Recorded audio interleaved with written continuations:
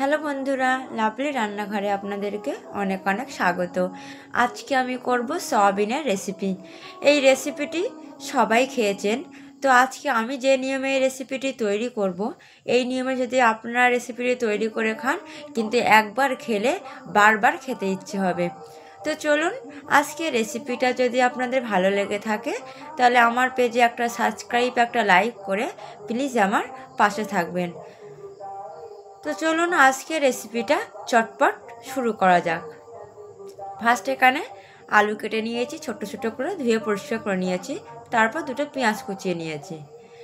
এরপর আমরা এক প্যাকেট সয়াবিন নিয়ে নিয়েছি। এক প্যাকেট সয়াবিন দিয়ে রেসিপিটা তৈরি করব। সেজন্য ফার্স্ট একটা পাত্রের মধ্যে জল নিয়ে নিলাম। এই জলটা গরম হলে বা ফুটে গেলে তারপর এর মধ্যে আমরা সয়াবিনটা ভিজিয়ে দেব। তো জলটা ফোটার জন্য অপেক্ষা করব। তো জলটা ফুটে গেছে। এবার এর মধ্যে আমরা দিয়ে দেব যে সয়াবিনটা আমরা দোকান থেকে কিনে এনেছিলাম। দিয়ে এটাকে 1 মিনিট ধরে ফুটিয়ে নেব।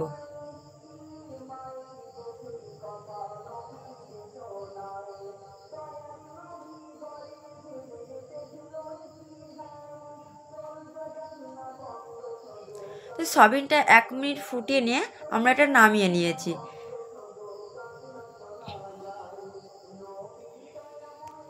এটা দেখতে পাচ্ছেন যে সয়াবিনটা গরম জলের মধ্যে দিয়ে ফুটিয়ে নিয়েছি বলে এটা যে শক্ত ভাব থাকে সেটা এর মধ্যে নেই। তো তারপর এর থেকে আমরা জলগুলো চেপে চেপে নিংড়ে বার করে নেব।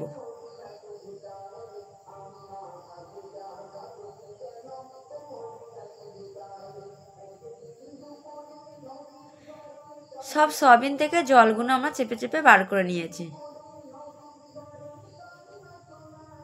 দেখতেই পাচ্ছেন। তো তারপর একটা কড়াইয়ের মধ্যে তেল নিয়ে নিলাম। কড়াইটা গরম হয়ে গেছিলো, সেজন্য তেল দেওয়ার সঙ্গে সঙ্গে তেলটাও গরম হয়ে গেছে। তেলটা গরম হয়ে যাওয়ার পর এর মধ্যে আমরা দিয়ে দিলাম যে পেঁয়াজটা আমরা কুচিয়ে রেখেছিলাম।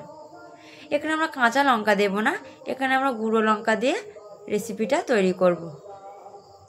তো পেঁয়াজটা হালকা লাল করে নেব। তো পেঁয়াজটা হালকা লাল হয়ে যাওয়ার পর এর মধ্যে আমরা দিয়ে দিলাম যে আলুটা ছোট ছোট করে কেটে রেখে দিয়েছিলাম। এটা পেঁয়াজ লঙ্কার সঙ্গে 2 থেকে 3 মিনিট একটু ভেজে নেব।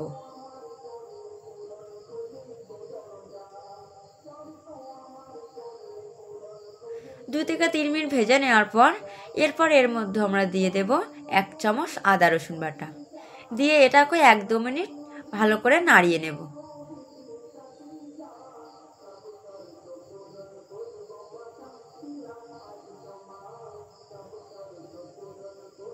তারপর এর মধ্যে দিয়ে দিলাম 1 চামচ হলুদ গুঁড়া, 1 চামচ জিরে গুঁড়া, 1 চামচ গুঁড়ো লঙ্কা। এই গুঁড়ো লঙ্কাটা আমাদের হাতে বাটা। তো এটাকে বেশ ভালো করে নাড়িয়ে চাড়িয়ে এরপর এর মধ্যে আমরা দিয়ে দিলাম 1 কাপ পরিমাণ জল।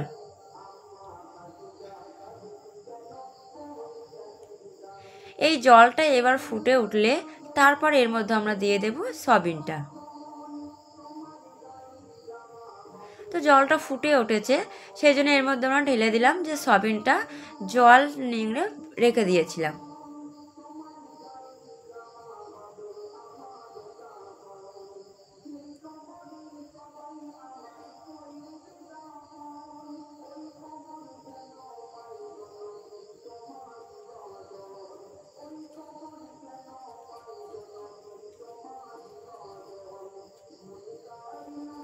তো এটা ভালো করে নাড়িয়ে চাড়িয়ে নেওয়ার পর এর মধ্যে আমরা দিয়ে দিলাম স্বাদ পরিমাণ লবণ।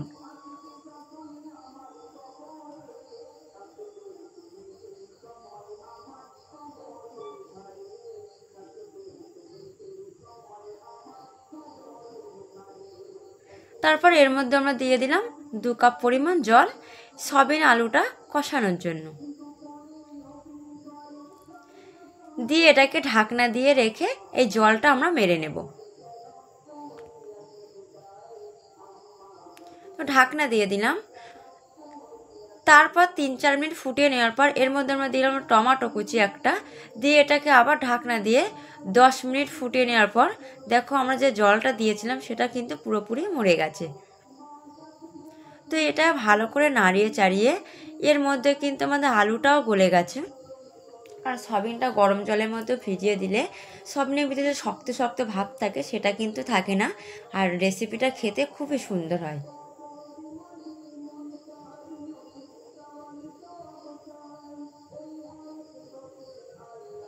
তো তারপর দিয়ে দিলাম ফাইনাল জল, মানে এটার এই জলে রেসিপিটা রেডি হয়ে যাবে, কারণ সয়াবিনটা আমরা কষা কষা করব, কোনো রকম ঝোল রাখবো না এতে। তো এটা দিয়েছি, এটা এবার ফুটে উঠলে এর মধ্যে আমরা দিয়ে দেব গরম মশলা গুঁড়ো। অনেকেই গরম মশলা আস্ত দেয় বা গোটা দেয়, ওটা কিন্তু দেবো না, ওটা গালে পড়লে খাওয়ার স্বাদটাই পুরো নষ্ট হয়ে যায়, সেজন্য আমরা গরম মশলা গুঁড়ো ব্যবহার করি। তো জলটা ফুটে উঠেছে, এটাকে বেশ ভালো করে নাড়িয়ে চাড়িয়ে এরপর এর মধ্যে আমরা দিয়ে দেব গরম মশলা গুঁড়ো।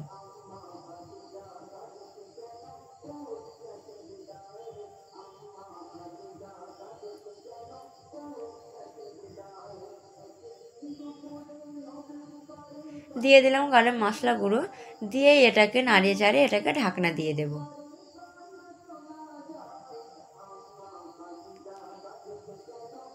15 মিনিট পরে দেখুন আমাদের রেসিপিটা খুব সুন্দরভাবে রেডি হয়ে গেছে।